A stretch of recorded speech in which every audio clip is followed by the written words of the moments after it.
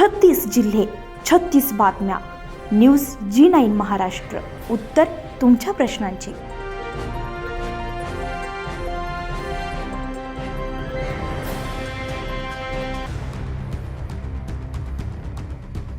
नाशिक शहरात अवैध शस्त्रविक्रीवर मोठी कारवाई करत गुंडाविरोधी पथकानं गावठी कट्टा विक्रीसाठी आलेल्या सराईत गुन्हेगाराला अटक केली. ही कारवाई नाशिक शहर पोलीस आयुक्तालयाच्या गुंडाविरोधी पथकानं केली आहे. पोलीस आयुक्त संदीप कर्णिक यांच्या आदेशानुसार शहरातील गंभीर गुन्हेगार, टवाळखोर आणि अवैध शस्त्रे बाळगणाऱ्यांवर कठोर कारवाई करण्याचे निर्देश देण्यात आलेले होते. त्यानुसार पोलीस उपायुक्त किरणकुमार चव्हाण, सहाय्यक पोलीस आयुक्त संदीप मिटके यांच्या मार्गदर्शनाखाली गुंडाविरोधी पथक सातत्यानं कारवाई करते.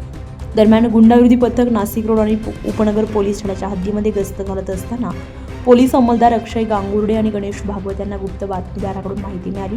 अमरधाम, राजवाडा, देवळाली गाव परिसरात एक इसम गावठी कट्टा विक्रीसाठी येणार असल्याची खात्रीला एक माहिती मिळताच पोलिसांनी सापळा रचला.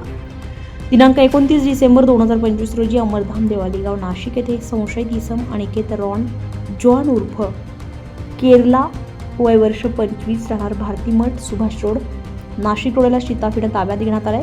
तपासादरम्यान त्याच्या कमरेला एक देशी बनावटीचा कट्टा, पिस्टल, मॅगझिनमध्ये एक जिवंत काडतूस असा सुमारे 31,000 रुपये किमतीचा मुद्देमाल आढळून आलाय. हा कट्टा विक्रीसाठी जवळ बाळगण्याची कबुली आरोपीने दिली असून त्याच्यावर भारतीय हत्यार कायद्यानुसार तसेच पोलीस आयुक्तांच्या विनापरवाना आण्विक शस्त्र बाळगण्याच्या मनाई आदेशाचे उल्लंघन केल्याप्रकरणी गुन्हा दाखल करण्यात आलाय. पुढील कारवाईसाठी आरोपीला नाशिक रोड पोलीस ठाण्याच्या ताब्यात देण्यात आले.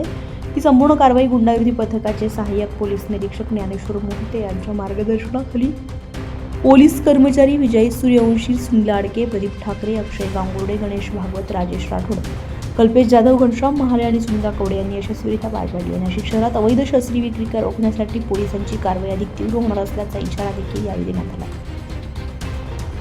न्यूज G9 महाराष्ट्रासाठी राशीद मुलतानी, नाशिक.